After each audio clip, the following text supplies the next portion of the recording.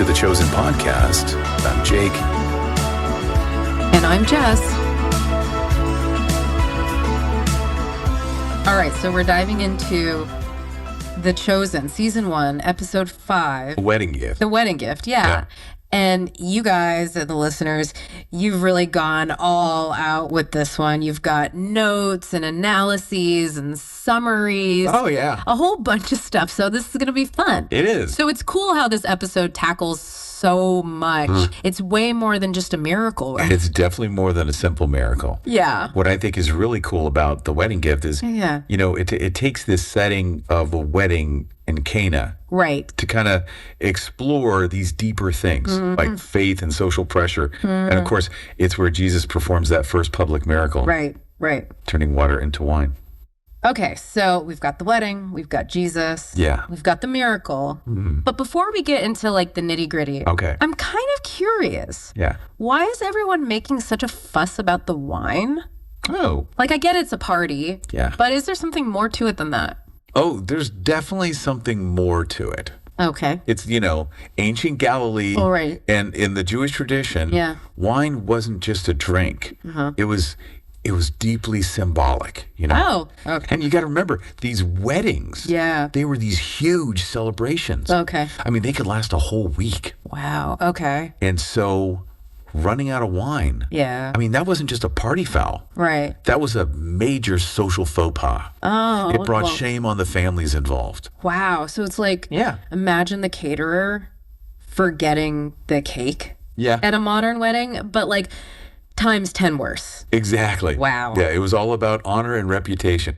So when the wine runs low at this wedding, it's a crisis. Right. You know, wow. It could have serious social repercussions for those families. So that really adds like another layer to it, right? So it's not just like, Jesus is being nice and helping out with the party. It's actually like a social intervention. He is trying to save these families from like total shame.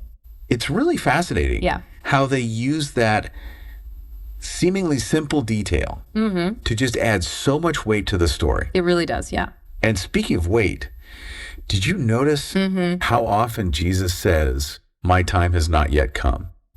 Yeah, I noticed that too. It's like he's holding back. It's almost like he's hesitant to do the miracle. And I'm thinking like, he knows he's the Son of God. Like, why is there all this reluctance? It's not that he's unwilling. Okay. You know? Okay. It's that he's incredibly deliberate. And I think that phrase, you know, "my time has not yet come," suggests that he has this deep awareness of his destiny. Okay. You know, he knows he's meant for greater things. Okay. But he's waiting for the perfect moment, the perfect opportunity to reveal his divine purpose.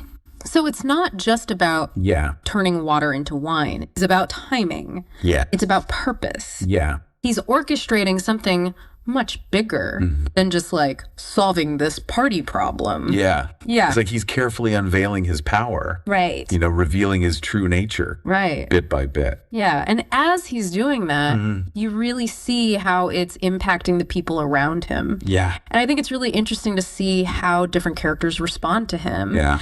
Especially like the contrast between Thomas and Rama. Oh. The caterers. Yeah. Like they represent two totally different approaches to faith. Yes, absolutely. Like Thomas, the one who's always like counting the fish, questioning everything. Yes. And then Rama, who's more trusting and willing to just accept things. That's a great point. I hadn't really thought about it like that. Yeah, it's a really interesting dynamic. It is. That plays out. And I think it reflects how different people approach faith in general, right? Exactly. Like some of us are more like Thomas. Yeah. You know, we need to see it to believe it. But other people are like, Rama. Yeah. More comfortable with the unknown. Absolutely. That's super relatable. It is. Yeah. And then we have Nicodemus, the Pharisee, who's been like kind of obsessed with Jesus since their first meeting. Yeah, he's fascinated. Yeah, he's like a scholar. He's really entrenched in religious tradition. Yeah. But he's drawn to this mystery around Jesus. Yes. It's like he's trying to reconcile what's in his head, what's in his heart. Exactly. He seems so caught between like the familiar world of religious law and then this new unpredictable world of faith and miracles. His journey throughout the series is really captivating, isn't it? It is. He represents that internal struggle that I think a lot of us face when we're confronted with something that challenges our existing beliefs. Right.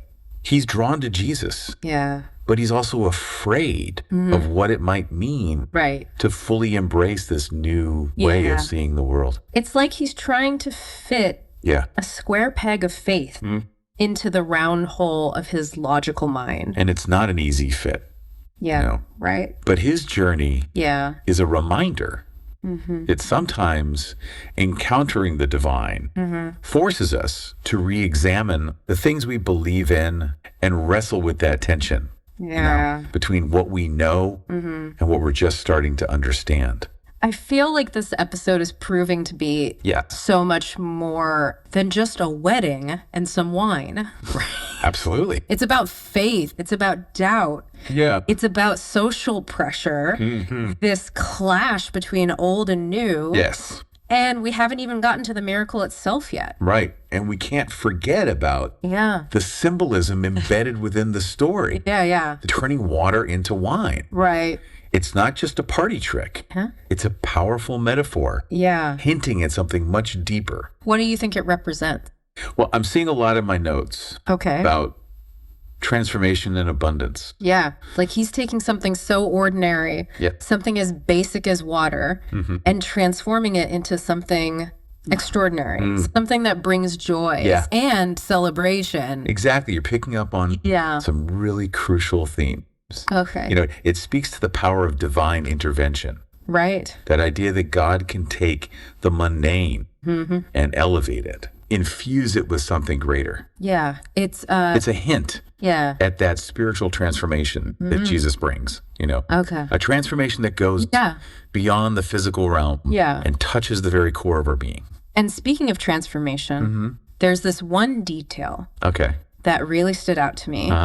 The stone jars used for purification. Why are those so important? You're paying attention to the detail. I tried Those jars are crucial. Okay. They're specifically described as being made of stone. And in Jewish tradition, stone was seen as pure. Okay. Less likely to become ritually unclean. So it's not just any old jars.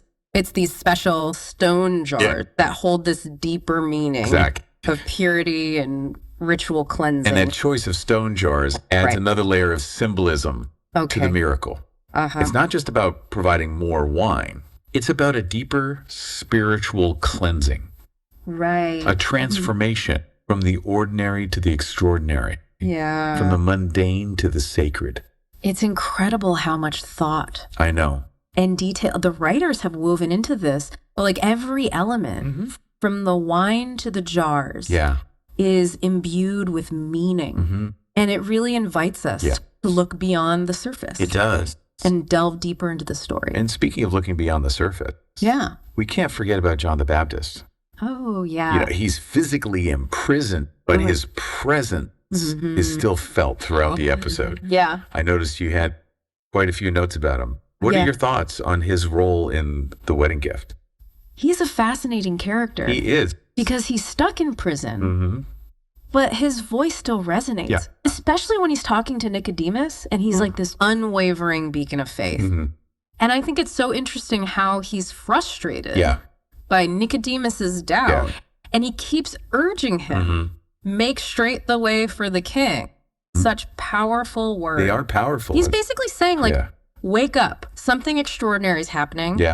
Don't get stuck in your old ways of thinking. Absolutely. And John represents this raw, unyielding faith, a willingness to embrace the unknown, even when he's facing adversity.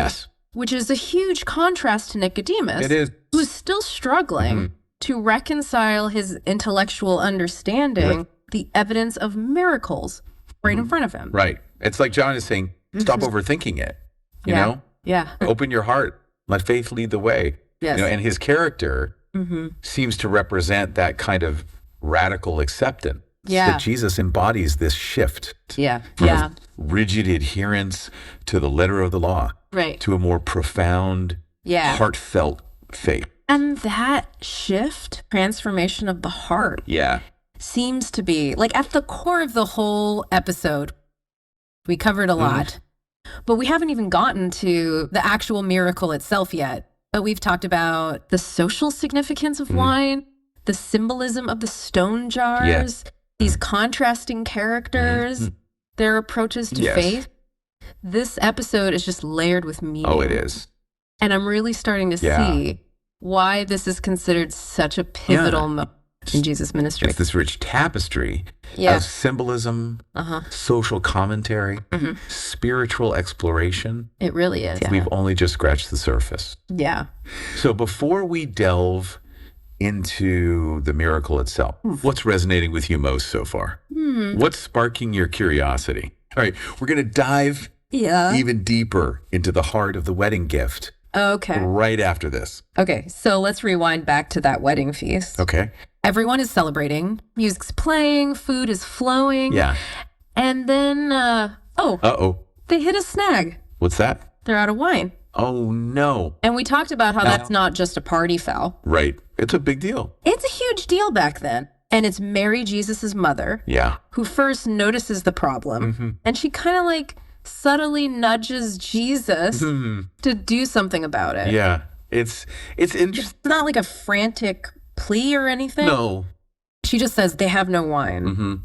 But there's like this depth to that line. Yeah, there's this quiet confidence in her son's abilities. Almost like she knows something we don't yet. Right. It's almost as if she's planting a seed. Like she's not demanding a miracle. Right. But she's kind of nudging him. Yeah, towards his destiny. Yeah. It's really interesting. And then there's his response. Oh, yeah. My time has not yet come. That's a big one. Yeah. I mean, I'm seeing that phrase highlighted all over your notes. Yeah. Clearly, it's struck a chord with you. Oh, it's such a loaded statement.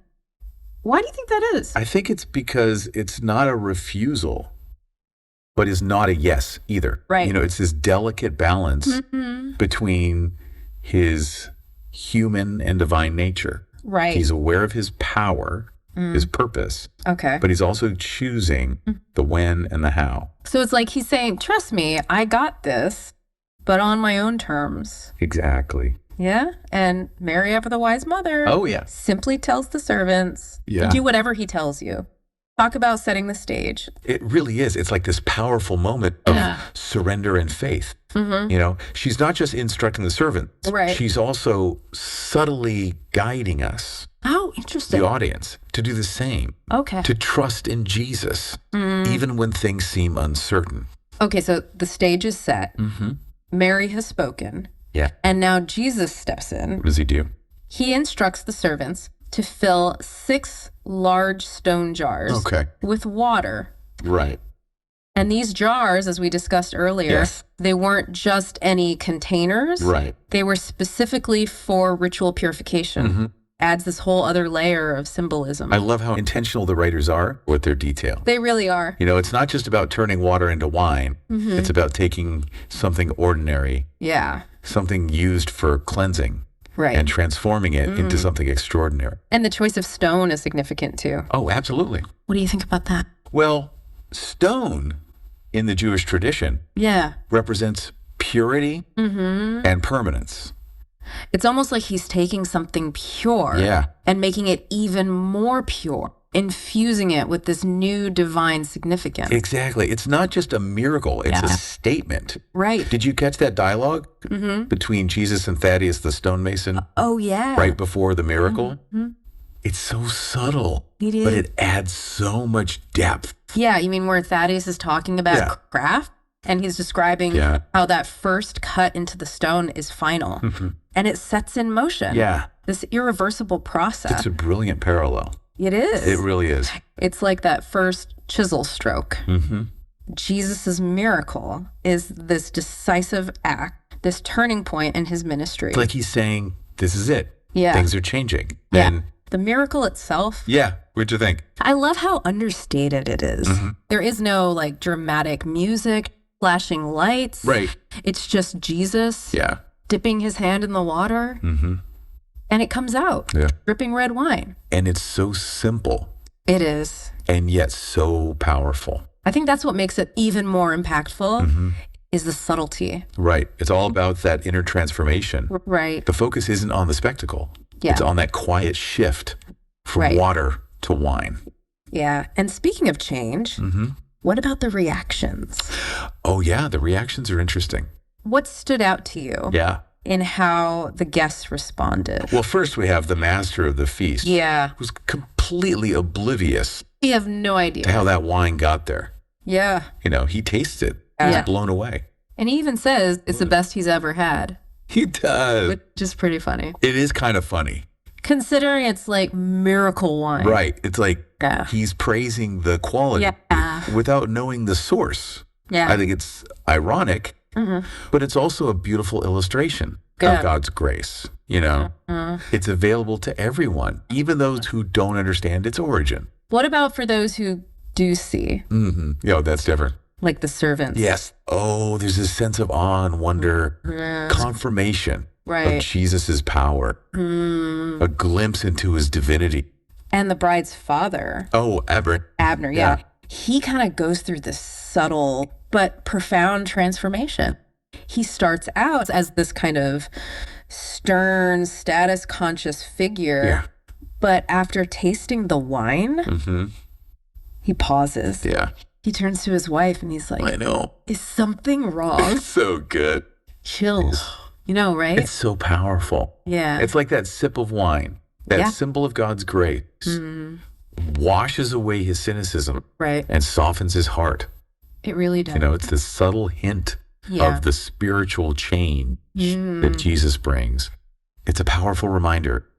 It is. That even in the midst of these seemingly ordinary situations, the divine can break through and transform everything. It's not just about the spectacular. No, it's not. It's about those quiet moments of grace that can change everything. And change the course of our life. Yeah. So we've analyzed the miracle, the reactions, the symbolism, but what does it all mean? That's the question. Yeah. For us, for the viewers, for you. Yeah. How do we apply these ancient stories, these profound moments to our own lives? Yeah. The wedding gift isn't just a historical account or a feel-good story. Right. It's an invitation to reflect on our own relationship with faith, with the divine, with the possibility of transformation. I love how the episode is like saying, hey, this isn't just about some party in ancient Galilee. Right. This is about you, your life, your potential for change. Right. It's about those moments when the ordinary becomes extraordinary. Yes. When we experience just these glimpses of something greater breaking through into our everyday lives. And speaking of glimpses of something greater, the episode ends with Thomas, Everett the skeptic, revealing that Jesus has invited him to Samaria in 12 days. Now, that's an interesting detail. It is. Especially considering the historical context. Yeah, I'm seeing a lot of notes, analysis about that and the materials you provided. Yeah. Clearly, the Samaria connection is very significant. Very. But before we jump into that, I want to hear what stands out to you about this miracle, about this whole idea of transformation. What's resonating with you on a personal level? Hold on to those thoughts. Okay. To unpack the significance of Samaria and what it might reveal about Jesus' mission and purpose. All right, so Samaria. It's not just a random place he decides to go, is it? No, not at all. There's a lot of baggage there, historically and religiously. Like what?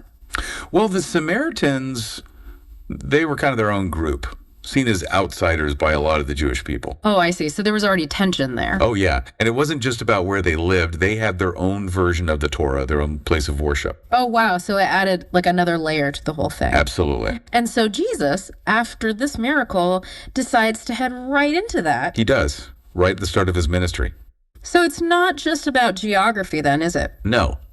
It's about pushing boundaries, about reaching out to those who are often pushed aside. It's like saying, hey, what I have to offer, it's for everyone. Exactly. It's a statement of inclusivity, of compassion. And I think it's interesting how it comes right after the wedding at Cana. Yeah, why do you think that is? Well, We go from this celebration, this abundance, to this potential conflict, this division. You're right. It's like a reminder that following Jesus isn't always easy. And it's not always comfortable. It's about challenging those injustices, about embracing those who are different. And he invites Thomas, of all people. Right. The one who's always questioning, always needing proof. It's like he's giving him a challenge. It is. Saying, come and see for yourself. Let go of your doubts and open your heart to something new. It's like a test, almost, to see if he can look beyond what he thinks he knows. And it makes you wonder, doesn't it? What will happen in Samaria? How will Thomas react? The writers are definitely keeping us on the edge of our seats, making us think, making us ask questions. And that's what makes The Chosen so compelling, so engaging. It's not just about telling a story. It's about making us a part of it. And it's been amazing having you here to break it all down. We've talked about so much. The wine, the stone jars, those different reactions to the miracle. And how all of that connects to faith and doubt and transformation. It's been a real deep dive. And I hope we've helped you connect some of those dots, discover new things, and appreciate how much depth there is to The Chosen. Now, remember that question we asked earlier? What stood out to you about the miracle at Cana? What resonated with you? Think about those things as you keep watching, as you explore the rest of the series. Keep those questions coming, keep analyzing, keep diving deep, and most importantly, keep watching.